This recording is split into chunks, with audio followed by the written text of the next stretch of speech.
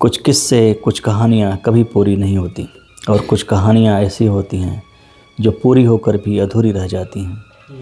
आज मैं फिर उसी बालकनी में बैठा हूँ, हाथ में कलम है, सामने कोरा कागज़ है और नीचे वही पार्क। बच्चे आज भी खेल रहे हैं, कुछ बुजुर्ग धीमे धीमे टहल रहे हैं, पेड़ों पर चिड़िया बैठी हैं, अब भी वैसे ही चहचहा रही हैं। सब कुछ वैसा ही है, बस अगर कुछ पतला है तो ये है मेरे अंदर की आवाज़ जो खामोश हो गई है।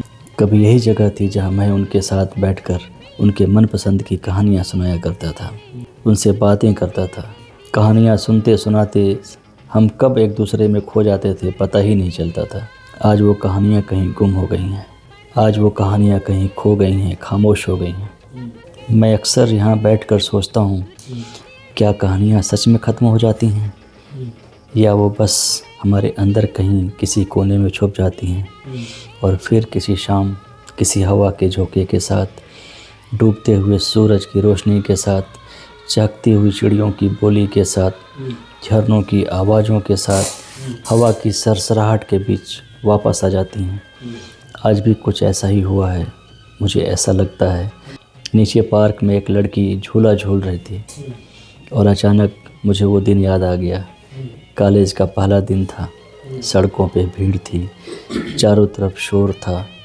कहीं चाट की दुकान थी, कहीं पकोड़े की दुकान थी और कहीं चाय की दुकान पर बैठकर लोग चाय की चुस्कियाँ ले रहे थे। कोई अखबार पढ़ रहा था, कोई आपस में बातें कर रहा था। बगल में गाड़ियों की पी पी की आवाज़ ऐसे शोर कर रही थी जैसे सब कुछ कितना हरा भरा और सुनहरा हो।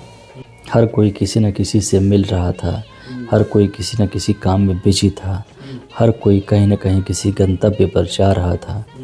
पर मैं अब भी उस भीड़ में अकेला था। मैं बिना किसी वजह के कैंपस में घूम रहा था। कॉलेज के कैंपस में लगे पेड़ों और पेड़ों पर बैठी चिड़ियों को देख रहा था। मेरे कदम खुद ब खुद पड़ रहे थे, बगैर यह जाने कि मुझे जाना कहाँ है। और तभी मेरी नज़र उन पर पड़ी। वो लाइब्रेरी के बाहर खड़ी थी, उसके हाथ में किताब थे, कंधे पर बैग थे। उसके सिर के कुछ बाल चेहरे पर लहरा रहे थे, कुछ बाल चूड़ों में बंधे हुए पत्तों की तरह फड़फड़ा रहे थे। उसके बालों की गजरे इधर उधर लहरा रहे थे। मैंने महसूस किया कि जब उसके बाल हल्के से चेहरे पर गिर रहे थे वो बहुत खूबसूरत लग रही थी। और सबसे खूबसूरत तो वो पल था जब वो बार बार उसके कान पे पड़े बालों को सरकार रही थी। वो कुछ खास कर रही थी, पर पता नहीं क्यों उस पल वो सबसे अलग लग रही थी, बहुत खूबसूरत लग रही थी। कभी कभी ज़िंदगी में कुछ चेहरे ऐसे मिलते हैं जिन्हें देखकर लगता है कि ये कहानी शायद यहीं से शुरू होगी। मैंने खुद से कहा, देखना बंद कर, ज़्यादा देर तक देखना ठीक नहीं है। पर आँखें मानती कहाँ हैं। धीरे धीरे चुपके चुपके उन्हें देख ही लेता था। इस पर भी जी नहीं माना। मैं धीरे धीरे उनके पास चलता चला गया। हर कदम जैसे पूछ रहे हों कि आज तुम अच्छे से पिटाएगा और पक्का पिटाएगा। यही उधेड़बुन सोचते सोचते मैं उसके सामने जा पहुंचा। यह एक ऐसा वक्त था जो कुछ सेकंड भी बहुत लंबे लग रहे थे। फिर मैंने कहा, यह सीट खाली है। वो थोड़ा सा चौंकी, फिर मेरी तरफ देखी और बस इतना कहा, हाँ सीट तो खाली है। उसका हाँ में जवाब सिर्फ़ एक जवाब नहीं था, वो एक शुरुआत थी, एक कहानी की शुरुआत थी। मैं उसके पास बैठ गया। हम दोनों चुप थे, वो भी चुप थी। पर वह चुप्पी भी अजीब नहीं थी। उस चुप्पी में एक सुकून था, उस चुप्पी में भी एक अपनापन झलक रहा था। ऐसे जैसे दो अजनबी धीरे धीरे एक दूसरे को पहचान रहे हों, ऐसे जैसे दो अजनबी धीरे धीरे एक दूसरे को जानने की, सुनने की कोशिश कर रहे हों, एक दूसरे को समझने की कोशिश कर रहे हों। उस चुप्पी में भी एक कहानी छुपी हुई थी। कुछ देर बाद उसने पूछा, आप भी फर्स्ट ईयर में पढ़ते हैं? मैंने कहा, हाँ मैं भी फर्स्ट ईयर में पढ़ता हूँ। वो मुस्कुराई, बताई कि मैं भी फर्स्ट ईयर में पढ़ती हूँ। मैंने भी मुस्कुराया। बस इतनी सी बात थी, पर उस दिन बस इतनी सी बात थी, पर उस दिन वो बात बहुत बड़ी लग रही थी। ऐसे जैसे बहुत लंबी कहानी की शुरुआत होने वाली है।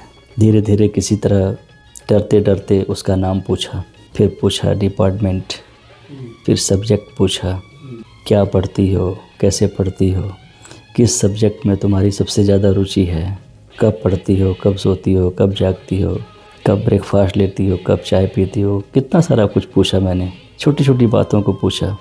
और फिर चुप्पी।